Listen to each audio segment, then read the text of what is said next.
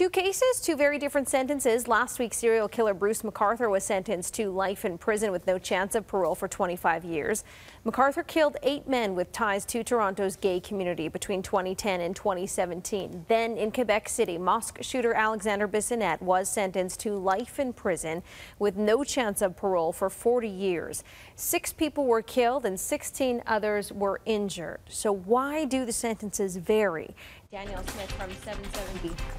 Smith from 770 CHQR joins us now to continue the conversation. Well, that seems like a tough question. Well, I'm hoping Ari Goldkind can answer it for me. He's a defense lawyer, and he's my go-to whenever I see something in the criminal justice system that doesn't make sense. Because layer on top of the 2 cases that you just mentioned, the Douglas Garland case, where he killed the Licknesses and Nathan O'Brien, and where he was given 2 consecutive sentences of 50 years. And maybe in that case you think, oh, well, it's because he took the life of a toddler. Well, then layer onto that the Almary Simons case, where she left a child in a car seat in a closet for 5 hours where she went shopping at Walmart and went to McDonald's. The child died. She's found guilty of criminal negligence causing death, only gets 3.5 years, and is already out on day parole after less than a year. Like, I think when you see these kinds of decisions coming out where there's no rhyme or reason to any of the judgment, you're trying to find a similar thread so that you can say, aha, well, I understand why that person got more than that person. But this jumble of cases that have all come together leave people really scratching their heads, really confused, and really wondering what the system is all about. So I'm going to see if Ari Goldkind is going to be able to sort through some of that for us today.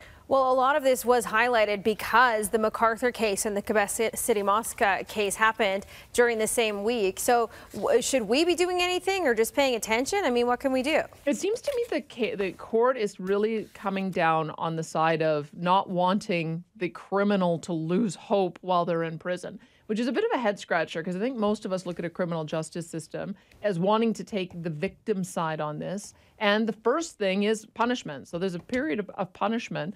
And I think there's a lot of people who wouldn't really care whether or not Bruce McArthur or Alexandre Bissonnette lost hope while they were in prison.